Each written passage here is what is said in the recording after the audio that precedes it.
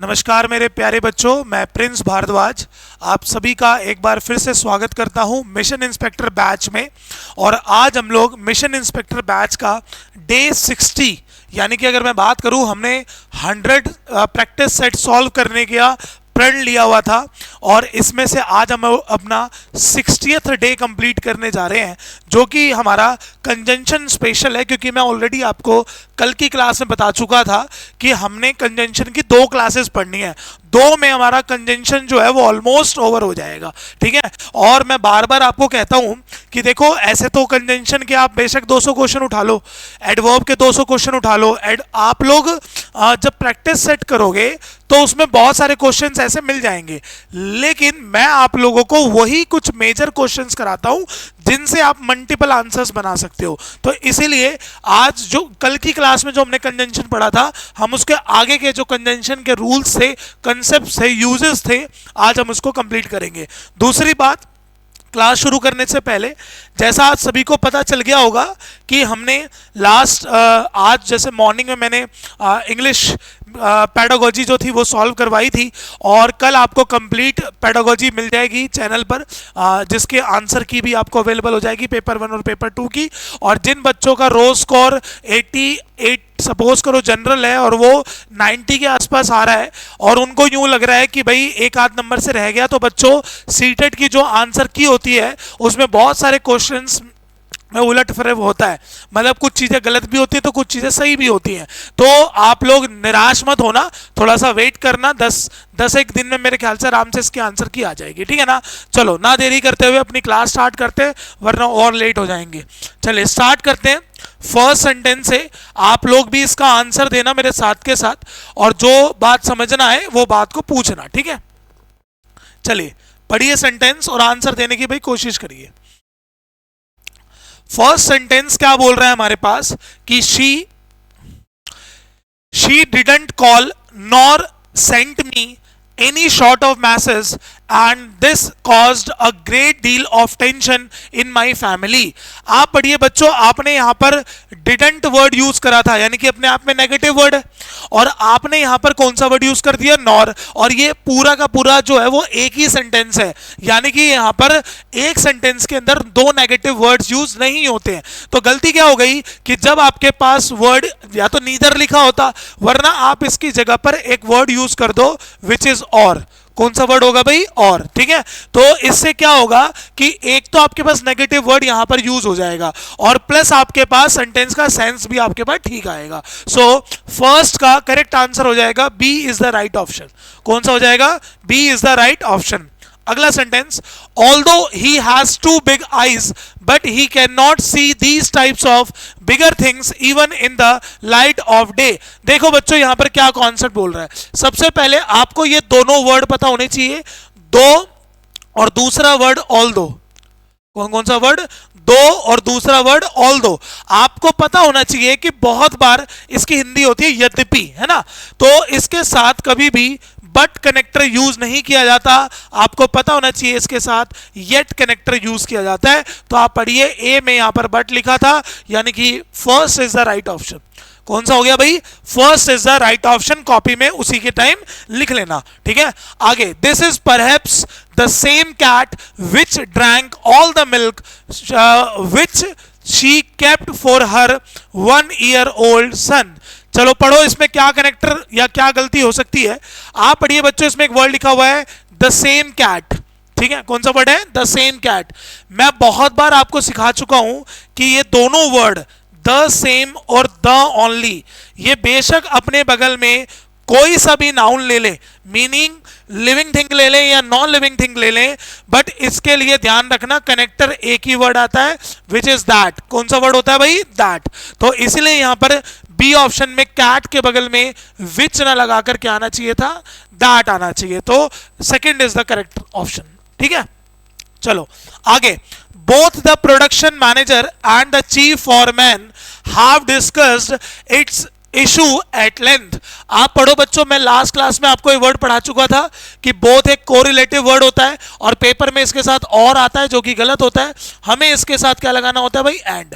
Even paper में as well as भी आता है, ठीक है, और ये भी हमारे पास क्या होता है भाई, गलत होता है। अब आप पढ़िए, हमारे पास अगर एंड वर्ड आया हुआ है इट मींस वो प्लूरल डिनोट करेगा, और प्लूरल डिनोट करने के लिए डी ऑप्शन में पढ़िए क्या लिखा हुआ था, इट्स, यानी कि यहां पर इट्स गलत है और इट्स की जगह पर जो आंसर आएगा वो आएगा देयर। क्या आंसर आएगा बच्चों, देयर आएगा, ठीक है। तो यानी कि डी ऑप्शन इसका राइट है, डी में इसमें गलती है। अगला, in the previous match between India and Pakistan Sachin ran fast lest he said he would miss the catch and injured his legs। ठीक है, पढ़ो बच्चों इसमें क्या सेंस है। सबसे पहले बिटवीन वर्ड आया हुआ है तो बिटवीन के साथ एंड लगा हुआ है, कोई दिक्कत नहीं है।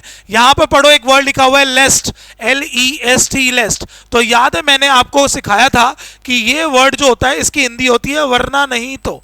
क्या वर्ड होता है भाई, वरना नहीं तो। और इसमें एग्जाम में बच्चों दो मिस्टेक आती है। सबसे पहली मिस्टेक आती है कि ये खुद अपने आप में एक नेगेटिव वर्ड होता है, इसलिए सेंटेंस में कोई दूसरा नेगेटिव वर्ड यूज नहीं होना चाहिए। और दूसरी बात, इसके साथ एक मोडाल्स फॉलो होता है जिसको हम लोग बोलते हैं शुड। ये दो में से एक ही मिस्टेक आ सकती है।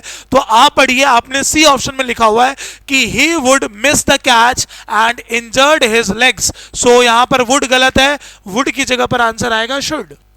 क्या आंसर आएगा भाई, शुड। कौन सा ऑप्शन हो गया, थर्ड, यानी कि सी। अगला sentence, sixth, you must tell her either the whole story और at least first half of it without taking much time. तो आप पढ़ो बच्चों, इसमें आपके पास एक वर्ड लिखा हुआ है ईदर, है ना। ईदर के साथ आपने कनेक्टर कौन सा लगा दिया, और, बिल्कुल सही है। होल स्टोरी से पहले द भी आया, बिल्कुल सही है, और मच टाइम भी बिल्कुल सही है, यानी कि सेंटेंस में कोई भी हमारे पास मिस्टेक नहीं है। तो करेक्ट आंसर जो हो जाएगा वो हो जाएगा डी, यानी कि नो एरर। अगला sentence, seventh, my brother along with his friends are going on a tour. आप पढ़ो बच्चों, यहां पर एक वर्ड लिखा हुआ है अलॉन्ग विद। आप ध्यान रखना, एक बात मैं सिखाने जा रहा हूं, अलॉन्ग विद आ जाए या फिर मान के चलो टुगेदर विद आ जाए, या फिर मान के चलो सिर्फ विद आ जाए, या फिर मान के चलो विदाउट आ जाए, या फिर हमारे पास वर्ड आ जाए बिसाइड्स, या फिर वर्ड आ जाए अनलाइक, या फिर वर्ड आ जाए एज वेल एज, ठीक है, या फिर वर्ड आ जाए एंड नॉट। आप पढ़ो, ये सारे के सारे वर्ड एज अ प्रीपोजिशन भी वर्क करते हैं, और प्लस इनके जस्ट बगल में ऑब्जेक्ट आता है। क्या आता है भाई, ऑब्जेक्ट, ठीक है। और ना इनकी खासियत होती है बच्चों, ये सारे के सारे वर्ड सेंटेंस में एडिशनल इंफॉर्मेशन देते हैं। क्या देते हैं भाई, एडिशनल इंफॉर्मेशन देते हैं। तो इसका मतलब सेंटेंस के अंदर अगर ये एडिशनल है तो मैं इसको हटाऊंगा तो सेंटेंस की सेंस क्या बनेगी। तो आप देखना, जो इनके पहले होगा, यानी कि माई ब्रदर लिखा हुआ है तो माई ब्रदर के अकॉर्डिंग वर्ब आएगी, और वर्ब आ जाएगी आर, गलत है, आर की जगह पर क्या आएगा, इज। तो ये थोड़ा सा ध्यान रखना कि सी में यहां पर गलती है। ये वर्ड याद कर लो, along with, together with, without, besides, unlike, as well as, और नो एंड नॉट। ये सारे के सारे वर्ड के जो ये वर्ड्स आ गए ना, तो आपको इनके बगल में भी नाउन प्रोनाउन मिलेगा और इनके पहले में भी नाउन प्रोनाउन मिलेगा, और जो इनके पहले होगा उसके अकॉर्डिंग सेंटेंस में वर्ब लगा देना, ठीक है। चलिए 8th सेंटेंस की ओर ध्यान से देखेंगे। She ordered the servants to fire a salute and had the gate opened, ठीक है। यही पता चल गया ना क्या लिखा हुआ था, एंड के बाद क्या लिखा था, हैड। आप पढ़ो बच्चों, हैड के बगल में ओपन होना चाहिए था ना, यानी कि सी पोर्शन में गलती हो जाएगी। सेंटेंस की मीनिंग बनेगी हैड ओपन्ड द गेट। क्या बनता भाई, हैड ओपन्ड द गेट, यानी कि फॉर्मेशन गलत लिखी हुई थी सी वाले पोर्शन की। तो third is the right option. आगे, The CM said that it was his decision and that nobody could get it changes.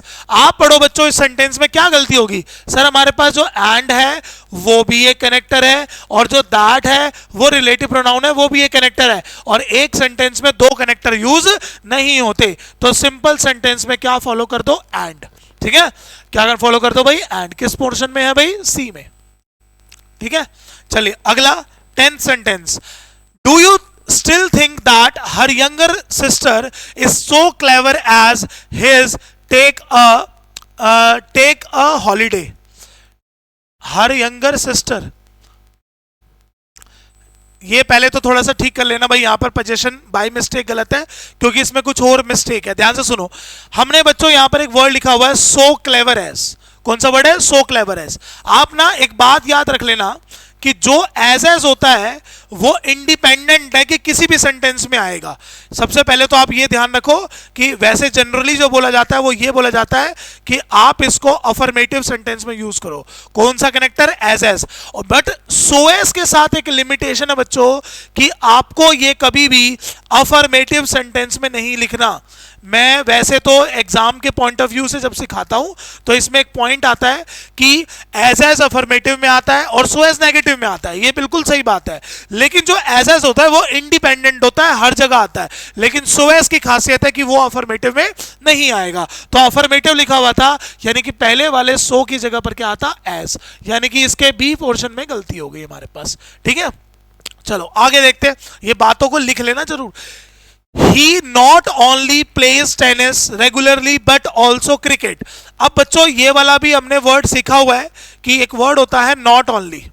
क्या वर्ड होता है भाई? not only. बिल्कुल सही बात है कि ये अपने साथ जो वर्ड फॉलो करता है वो करता है बट ऑल्सो. बिल्कुल सही है, लेकिन इसमें एक छोटी सी मिस्टेक है. मिस्टेक ये है कि आपको ये नॉट ओनली दो ही जगह पर मिलेगा, ध्यान रखना. और वो दो जगह ये हो सकती है, या तो आपको सेंटेंस की स्टार्टिंग में मिलेगा, हिंदी में लिख देता हूं सेंटेंस की स्टार्टिंग में मिलेगा, ठीक है, या फिर आपको ये कभी भी ऑब्जेक्ट के बाद मिलेगा. कहां मिलेगा? ऑब्जेक्ट के बाद. अगर मान के चलो ऑब्जेक्ट के बाद सेंटेंस में नहीं है, सेंटेंस में ऑब्जेक्ट नहीं है, तो आप देखना जो भी आपके पास वर्ब होगी उस वर्ब के बाद होगा. ठीक है, पहले नहीं होगा. कहीं आप इसको नॉट के प्लेस पर लगा दो. और सी ऑप्शन में यही लिख रहा था कि नॉट के प्लेस पर याद रखना नहीं आता. ठीक है, बहुत सारे बच्चे इसको ऐसे कर देंगे. अब आप पढ़ो, ये प्लेस से पहले आया है तो नॉट का प्लेस हो गया ना ये. तो इसीलिए हमारे पास यहां पर जो मिस्टेक है, ऑब्जेक्ट है नहीं सेंटेंस में, तो ये प्लेस के कहा आना चाहिए था, बाद आना चाहिए था. तो ये जो स्टेटमेंट बन जाती वो ये बन जाती कि ही प्लेस. ठीक है, और फिर बनता क्या? Not only tennis regularly but also cricket. So a sentence का जो स्ट्रक्चर था, सिंटेक्स था, वो रॉन्ग लिखा हुआ था, इसलिए हमने उसको ठीक कर दिया. चलिए आगे पढ़ते हैं जरा. It is nothing else than pride. ये मैंने आपको एडजेक्टिव के भी चैप्टर में सिखाया था बच्चों. और वो क्या, आपने क्या वर्ड लिखा हुआ है? एल्स. पेपर में बहुत बार आपको एल्स के साथ बट लगेगा और देन, ये दो वर्ड मिलेंगे, ध्यान रखना. तो देन नहीं आता, क्या आता है इसके साथ? बट आता है. तो C is the correct option. Then की जगह पर आंसर आएगा बट. चलिए 13 sentence. Can you wait for me for some more time until I don't come home. ठीक है, अच्छा अब आप पढ़िए, यहां पर एक वर्ड है बच्चों, कौन सा? अंटिल. अब अंटिल जब भी आपको ये वर्ड मिलेगा तो आपको इसमें दो बातें का ध्यान रखना है. सबसे पहले बात, ये कॉम्प्लेक्स सेंटेंस का कनेक्टर है. कौन से सेंटेंस का भाई? कॉम्प्लेक्स सेंटेंस का कनेक्टर हुआ. दूसरा, ये खुद अपने आप में नेगेटिव वर्ड होता है, इसीलिए सेंटेंस में इसके जस्ट बगल में नेगेटिव वर्ड कोई सा यूज नहीं होता. और जितने भी कॉम्प्लेक्स सेंटेंस होते हैं वो अपने जस्ट बगल का जो टेंस होता है वो फ्यूचर में भी फॉलो नहीं करते. तो इसलिए सी वाली जो बात है वो गलत है. ठीक है, तो यहां पर लिखा हुआ था आई डोंट कम होम. क्या लिखा हुआ है? I don't come home. C portion में जो है वहां पर सिंपल आंसर होगा आई कम होम. आई कम होम. ठीक है भाई, ध्यान रखेंगे, फॉर्मेशन गलत है. सी इज द करेक्ट ऑप्शन. यार ये क्या, वो गलत होंगे क्या इस पैटर्न?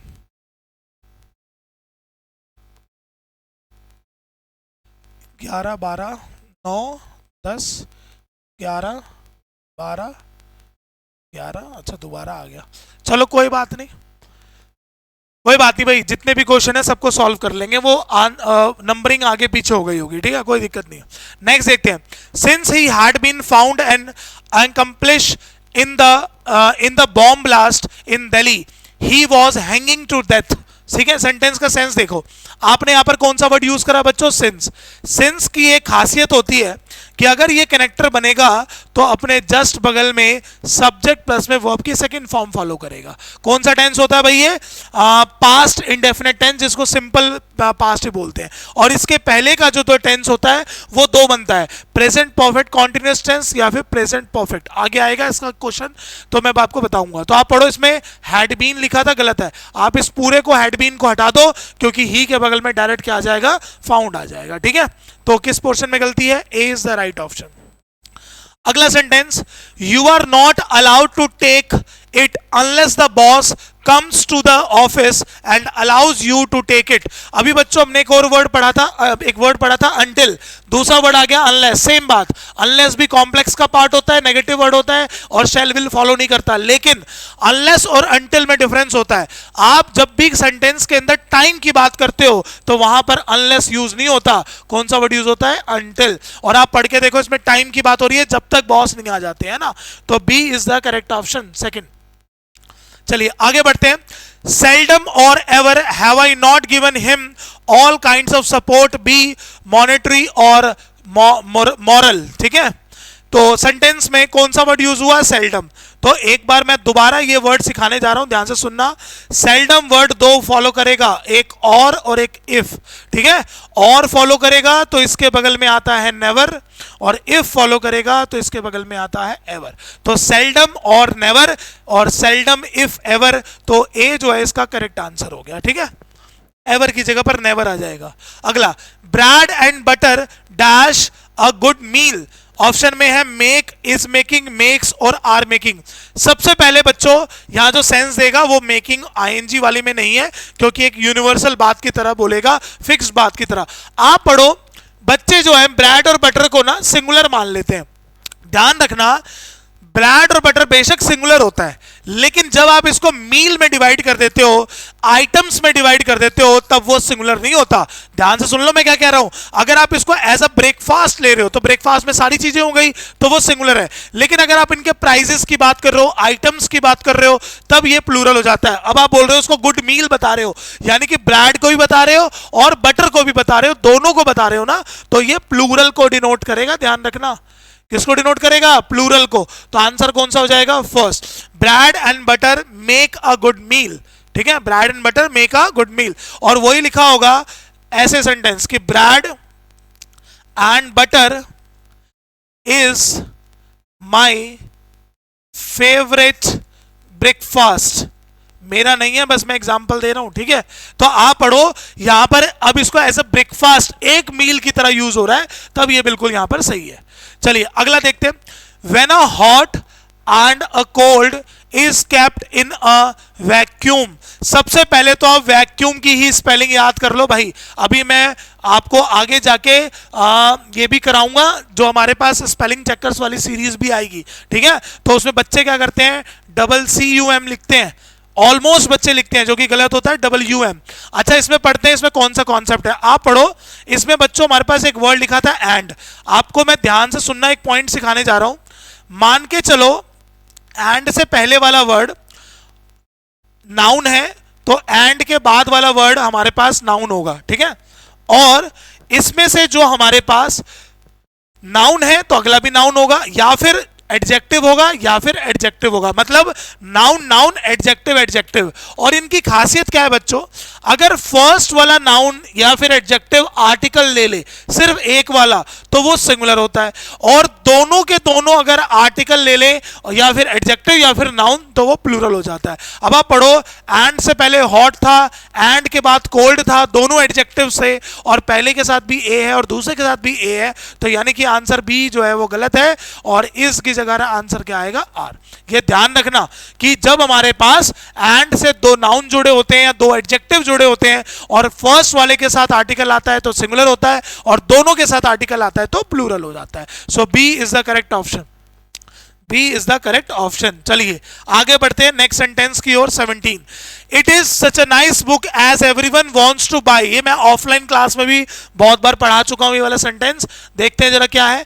एक वर्ड होता है सच एज और एक वर्ड होता है सच दैट। ठीक है भाई, ये दोनों कनेक्टर ध्यान रख लो।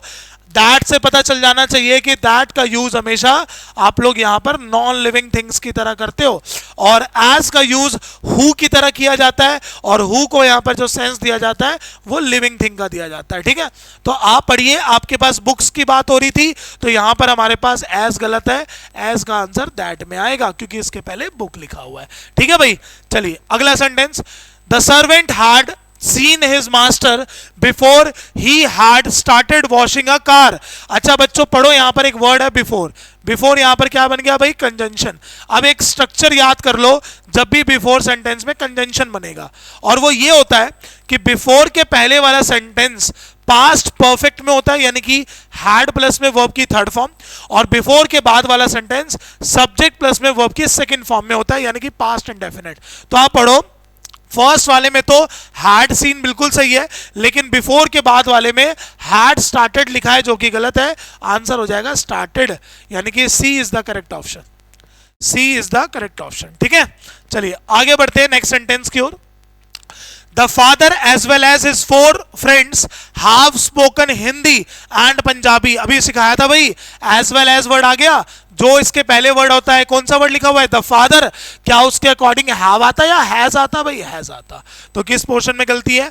B is the right option. अभी हमने थोड़ी देर पहले सॉल्व किया था। अगला, here is a man dash you said should be promoted. मैंने आपको प्रोनाउन के भी चैप्टर में ऐसा क्वेश्चन कराया था, विच, हु, हुम और दैट। सबसे पहले ये जो प्लेस है ये रिलेटिव प्रोनाउन का प्लेस है, और सर ये कैसे फिगर आउट होता है? जो इसके पहले एंटीसीडेंट आता है। अब एंटीसीडेंट क्या होता है मैंने समझा रखा है, आप लोग देख लीजिएगा ताकि। ठीक है, अब इस केस में ये लिविंग है, नॉन लिविंग है, लिविंग है, तो लिविंग के लिए विच नहीं आता और दैट नहीं आता, है ना। आंसर हु और हुम आएगा। अब आपने सीखा हुआ है कि यहां पर आप हु तब लगाना जब इसके बगल में वर्ब होगी, और हुम तब लगाना जब इसके बगल में नाउन होगा। तो आप देखो नाउन या फिर प्रोनाउन यानी कि सब्जेक्ट होगा, तो आप देखो सब्जेक्ट है और आप आंसर हुम दे दोगे, जो कि गलत है। मैं आपको बहुत बार सिखा चुका हूं, हु और हुम में जब भी आपको यह फाइंड करना हो क्या चाहिए, तो वहां पर दो चीजें फाइंड कर लो, सेंटेंस में सब्जेक्ट कितने हैं और सेंटेंस में वर्ब कितनी है। आप जब फाइंड करोगे सब्जेक्ट तो सारे फाइंड करने हैं, और जो वर्ब है वो वही फाइंड करनी है, या तो वो हेल्पिंग वर्ब होगी या फिर वो हेल्पिंग वर्ब की तरह काम कर रही होगी। तो सब्जेक्ट के बगल में जो वर्ब आती है वो हेल्पिंग वर्ब की तरह काम करती है, यानी कि V1, V2 और V5 इन तीनों को काउंट करना है। तो सबसे पहले देखो आपके पास एक सब्जेक्ट कौन सा है, दूसरे मार्कर से आपको दिखाते हैं, ध्यान से देखना। ठीक है, ध्यान से देखना। सबसे पहला सब्जेक्ट है आपके पास कौन सा है? हेयर। हेयर बोल दो, मैन बोल दो, एक ही बनेगा। दूसरा सब्जेक्ट कौन सा है भाई आपके पास? यू। यानी कि इस सेंटेंस के अंदर जो सब्जेक्ट हैं वो टोटल कितने हैं भाई? 2। अब दूसरे को मैं दूसरे पेन से लिख देता हूं, ध्यान से देखना क्या है। अब आपके पास वर्ब कितनी है जरा फाइंड करते हैं। सबसे पहले आपके पास वर्ब कौन सी है? इज। मैंने कहा ना is, am, are, was, were, has, have, had, इन सबको काउंट करना है। तो एक वर्ब तो हो गई इज, दूसरी वर्ब कौन सी होगी भाई? सेड, यू के बगल में, और तीसरी वर्ब कौन सी होगी? शुड। यानी कि टोटल वर्ब कितनी मिल गई भाई? 3। यानी कि अगर मैं पूछूं किस वर्ड की कमी है आपके पास, तो आप बताओगे सर एक सब्जेक्ट की कमी है, और हु और हुम में से जो सब्जेक्ट होता है वो हु होता है। कौन सा आंसर हो जाएगा भाई? हु होता है। सर मान के चलो हमारे पास वर्ब जो होती वो 2 हो जाती और सब्जेक्ट जो होते वो 3 होते, यानी कि कमी जो होती वो वर्ब में होती। तो बेटे जो भी बच्चे के साथ ऐसा होता है वो समझ जाना कि आपने सेंटेंस को गलत फाइंड करा है, क्योंकि या तो ये दोनों बराबर बराबर होंगे, 3 सब्जेक्ट तो 3 वर्ब, 2 सब्जेक्ट तो 2 वर्ब, तो उसका आंसर होना चाहिए हुम। क्योंकि अगर आप उसका आंसर हु लगा दोगे तो उसमें एक सब्जेक्ट बढ़ जाएगा। दोनों को बराबर करना है तो आंसर हुम होगा, और वरना आप हमेशा देखना आपको जो कमी मिलेगी वो एक सब्जेक्ट की मिलेगी, और सब्जेक्ट हमेशा हु होता है। चलिए next sentence, I am not riding since I was 15 years old. बच्चों फिर से सिंस के पहले का क्वेश्चन आ गया, आपको इसको बनाना है कॉन्टिन्यूइंग सेंस में। देखो 2 तीरों से सेंस लगा लेना। अगर काम जो है वो कंप्लीट हो चुका है तो प्रेजेंट परफेक्ट टेंस, और अगर काम जो है वो चल रहा है तो प्रेजेंट परफेक्ट कॉन्टिन्यूअस टेंस। तो प्रेजेंट परफेक्ट कॉन्टिन्यूअस टेंस हमारे पास हैव बीन राइडिंग। ठीक है, अरे नहीं नेगेटिव है ना, have not been riding. Question में नेगेटिव है तो आंसर में भी नेगेटिव होगा, तो third is the correct option. चलिए अगला देखते हैं, neither he nor I has sent this parcel. अब बच्चे गलती क्या करेंगे भाई, आई को देखकर सोचेंगे यहां तो हैज नहीं आएगा, आंसर क्या लगा देंगे, हैव, जो कि ये क्या हो जाएगा, गलत। आपको मैं ये दोबारा सिखा देता हूं अगर किसी बच्चे को नहीं पता। ईदर और नीदर अपने जस्ट बगल में कोई भी नाउन या प्रोनाउन फॉलो करें तो ईदर फॉलो करेगा और नीदर फॉलो करेगा नॉर, ठीक है। फिर इसके बगल में दोबारा नाउन या प्रोनाउन आएगा, देन उसके बगल में वर्ब, और ये जो नाउन और प्रोनाउन आएगा ना बच्चों, इसके अकॉर्डिंग वर्ब आएगी। तो अरे हाँ यार, उल्टा बता दिया, मेरे को लगा यहां पर ही लिखा हुआ है, बिल्कुल सही है। और आई है तो आई के अकॉर्डिंग हमने यहां पर वर्ब यूज करनी है। तो आप पढ़ो, हैज गलत हो गया, हैज गलत हो गया, हैव की जगह आंसर क्या आ गया, हैव। मैं उसको वो प्रीपोजिशन वाला कंसेप्ट समझ गया, ठीक है ना। ये याद कर लो, जो भी और नॉर के बाद आएगा उसके अकॉर्डिंग आना है भाई। तो आप पढ़ो, यहां पर लिखा हुआ था आई, आई के अकॉर्डिंग यहां पर क्या लगना था भाई, हैज, ठीक है। हैज गलत है, आई के अकॉर्डिंग आंसर क्या आता, हैव आता। क्लियर हो गया भाई। तो ये हिंदी में भी लिख लो, और नॉर के बाद जो नाउन और प्रोनाउन आएगा उसके अकॉर्डिंग सेंटेंस में हमें वर्ब यूज कर देंगे। चलिए आगे देखते हैं 23, complete your work dash your father does not allow to go unless until lest और till। देखो कैसे करना था बच्चों, आप यहां पर जो भी वर्ड लगाते, आप पढ़ो इसके बगल में क्या लिखा था, does not। आप मुझे बताओ, unless does not फॉलो करता, नहीं सर। until फॉलो करता, नहीं सर। lest फॉलो करता, नहीं सर। सिर्फ एक ही वर्ड कर सकता था, कौन सा, till, क्योंकि till अपने बगल में नेगेटिव वर्ड फॉलो करेगा, क्योंकि ये खुद नेगेटिव वर्ड नहीं होता। चलिए next sentence, this news is too good that it can not be true. ये बच्चों आप पढ़ो, यहां पर एक वर्ड लिखा हुआ है टू, है ना, और टू के साथ आपने वर्ड कौन सा लगाया हुआ है, दैट। आपको याद रखना है कि सिर्फ और सिर्फ एक वर्ड होता है जो दैट फॉलो करेगा, और वो वर्ड होता है क्या, कौन सा, सो। तो ए में गलती है और आंसर हो जाएगा सो। और आप देखो, सो गुड कभी भी नहीं होता, है ना, वेरी गुड के सेंस में सेंस आता है, टू गुड के भी सेंस में आ जाता है, लेकिन वो तो दैट लगा हुआ था इसलिए सेंटेंस सही था, ठीक है। चलिए नेक्स्ट क्वेश्चन देखते हैं, the man that is seen there is foolish and honest.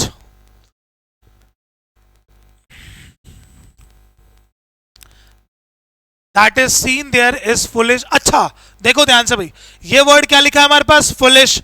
ये वर्ड कौन सा लिखा है भाई, ऑनेस्ट। इनमें क्या डिफरेंस है दोनों में, सर फुलिश जो है वो नेगेटिव सेंस दे रहा है और ऑनेस्ट जो है वो पॉजिटिव सेंस दे रहा है, ठीक है। तो आप पढ़ो, जब भी नेगेटिव और पॉजिटिव का सेंस आता है तो उसके लिए एक ही कनेक्टर यूज होता है, और वो कौन सा होता है, बट, ठीक है ना। क्योंकि बट का मतलब क्या होता है, लेकिन। पहले वाला लेकिन, मैं तुम्हें पैसे दूंगा लेकिन ब्याज भी लूंगा, उल्टा बोल हो गया ना। यहां पर मैं जो भी वर्ड यूज होगा उसमें लेकिन लगाएंगे। तो आप पढ़ो, आपने नेगेटिव लगाया, आगे पॉजिटिव बताया। तो सर एंड कहां यूज होता है, जब आप दोनों नेगेटिव नेगेटिव या दोनों पॉजिटिव पॉजिटिव यूज करोगे तो उसके अंदर आप एंड लगाओगे। लेकिन बट की खासियत होती है, पॉजिटिव होगा तो नेगेटिव, नेगेटिव होगा तो पॉजिटिव। चलो फाइनली खत्म हो गए, कोई बात नहीं, एक दो क्वेश्चंस एक्स्ट्रा हो गए इसके अंदर। तो आज हम लोगों ने अपने कंजंक्शन के क्वेश्चंस थे वो बच्चों कंप्लीट कर लिए। नेक्स्ट क्लास में यानी कि कल की रात में 9 बजे 61st मॉक टेस्ट हम लोग सॉल्व करेंगे, और ये आपके लिए सरप्राइज ही होगा कि ग्रामर की कौन सी वो क्लास होगी। बट अगर मैं जनरली देखूं, नाउन हो गया, प्रोनाउन हो गया, क्वेश्चन टैग हो गया, वॉइस हो गया, नरेशन हो गया, एडजेक्टिव हो गया, एडवर्ब हो गया, कंजंक्शन हो गया, 7-8 चैप्टर करा दिए मैंने। टोटल हमारे 12-13 चैप्टर्स होते हैं, डिफरेंट डिफरेंट, मैं उसको जल्दी जल्दी करा दूंगा। बट मेरे कराने से कुछ नहीं होगा जब तक आप खुद बैठ के नहीं पढ़ोगे। ध्यान रखना, इंग्लिश की इंपॉर्टेंस को समझो, हर पेपर में इंग्लिश आती है, इसलिए आपको इंग्लिश को सुधारना पड़ेगा, वरना आपको इस फील्ड को छोड़ना पड़ेगा जहां पर इंग्लिश की जरूरत नहीं होती। चलिए मिलते हैं नेक्स्ट क्लास में। जय हिंद, जय भारत, गुड नाइट एवरीवन।